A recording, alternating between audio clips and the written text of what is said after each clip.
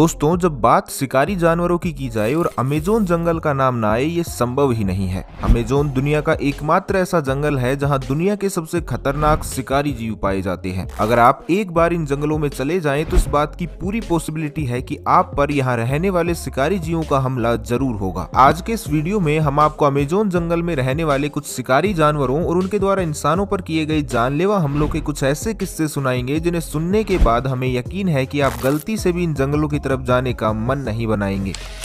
Flesh eating पिराना।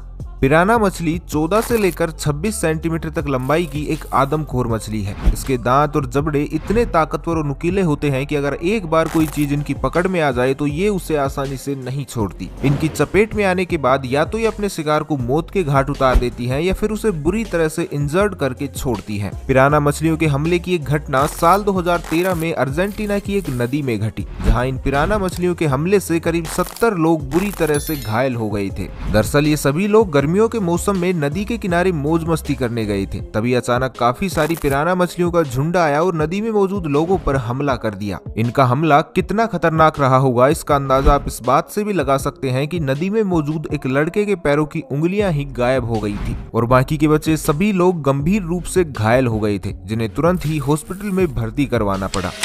Anaconda. Amazon जंगल की बात हो रही हो और एनाकोंडा का जिक्र ना हो, ऐसा कैसे हो सकता है। अमेज़न के जंगल में मौजूद एनाकोंडा दुनिया के सबसे खतरनाक सांपों में से एक है। एनाकोंडा इतने खतरनाक होते हैं कि अपने शिकारी को देखते ही उन्हें मौत के घाट उतार देते हैं। और ऐसी ही एक दिल दहला देने वाली घटना घटी 3 रिसर्चर्स के साथ, जो वेनेजुएला के जंगलों में रिसर्च करने के लिए एक एनाकोंडा को पकड़ने गए थे। लेकिन शायद ये बात इनसे कुछ ही दूरी पर पानी में मौजूद एनाकोंडा को पसंद नहीं आई और जैसे ही ये लोग अपनी बोट से नदी में नीचे उतरे तो एनाकोंडा ने उन पर ताबड़तोड़ हमला शुरू कर दिया। जैसे तैसे करके ये रिसर्चर्स अपनी बोट में वापस चढ़ने में तो कामयाब हो गए, लेकिन इस एनाकोंडा ने तो जैसे इन्हें अपना शिकार बनाने की ठान ही ली थी। और पानी से वापस बोट में चढ़ते वक्त इस एनाकोंडा ने उनमें से एक रिसर्चर्स का हाथ अपने दांतों के बीच में फंसा लिया, जिसके बाद वो रिसर्चर दर्द के मारे झटपटाने लगा। हालांकि इन तीनों के काफी प्रयासों के बाद एनाकोंडा ने उस रिसर्चर का हाथ तो अपने जबड़ों से छोड़ दिया, लेकिन एनाकोंडा के उस हमले से ये तीनों रिसर्चर्स काफी बुरी तरह से घायल हो गए थे।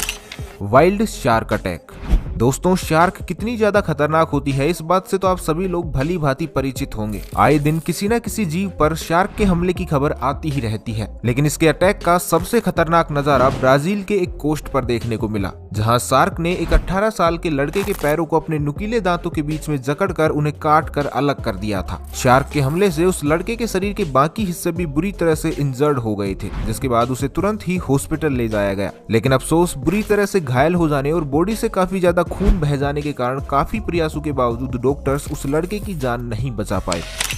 Deadly ants attack. दोस्तों, एक शार्क का हमला कितना खतरनाक हो सकता है ये तो आप जान ही चुके हैं, लेकिन अगर अब आपसे ये कहा जाए कि एक छोटी सी चींटी भी किसी व्यक्ति को मौत के घाट उतारने का दम रखती है तो शायद आप हमारी इस बात पर विश्वास नहीं करोगे। लेकिन ये बिल्कुल सच है कि एक छोटी सी चींटी भी आपको मौत के घाट उतार सकती है और उस चींटी का नाम है बुलेट एंट्स। बुलेट एंट्स दक्षिणी अमेरिका के जंगलों में पाई जाने वाली चींटियों की एक प्रजाति है। इसका डंक किसी भी डंक मारने वाले कीड़े की तुलना में कई गुना तक ज्यादा दर्दनाक होता है। इनके डंक के दर्द का असर 24 घंटे से ज्यादा समय तक बना रहता है। इनके जहरीले होने का अंदाजा आप इस बात से लगा सकते हैं कि अगर एक बार इन्होंने किसी इंसान को काट लिया तो उसके मल तक में खून आने लगते हैं। एक बुलेट एंट के काटने के बाद आपको ऐसा महसूस होगा जैसे किसी ने आपके शरीर पर गोली मार दी हो। और इसी दर्द को महसूस करने के लिए एक American wildlife expert Coyote Peterson Amazon के जंगलों में पहुंच गई। इसके बाद उन्होंने जंगल में मौजूद बुलेट एंट से खुद को कटवाया। आपको जानकर हैरानी होगी कि बुलेट एंट के काटते ही पीटरसन की बॉडी में भयानक पेन होने लगा और कुछ ही देर में वो बेहोश होकर जमीन पर गिर पड़े।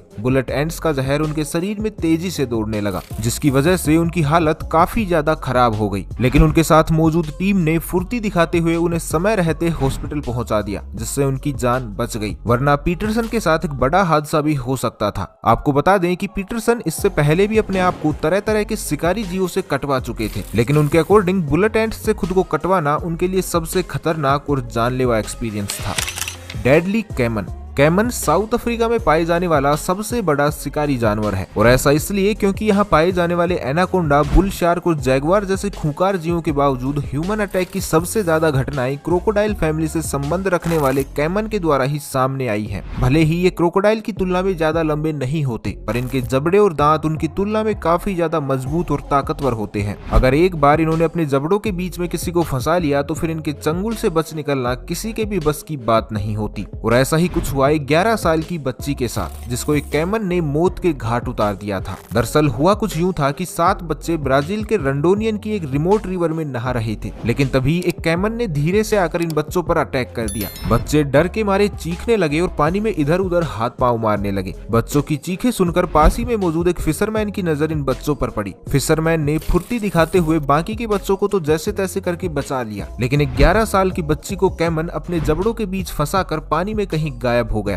काफी ढूंढने के बाद भी उस बच्ची का कोई सुराग हाथ नहीं लगा, लेकिन लगभग 24 घंटे बाद काफी खोजबीन के बाद उसकी बॉडी को पानी से बाहर निकाल लिया गया, जिसे देखकर वहां मौजूद सभी लोगों की रूह कांप गई, क्योंकि उस कैमन ने बच्ची को पूरी तरह से लहूलुहान कर दिया था और उसके नुकीले दांतों के कारण उस बच्ची का चेहरा और बॉडी काफी ज्यादा बिगड़ गई थी, जिसे अगर आप देख लेते तो उस बच्ची के दर्द को महसूस करके आपकी आंखों से भी आंसू जरूर झलक जाते। Deadly human.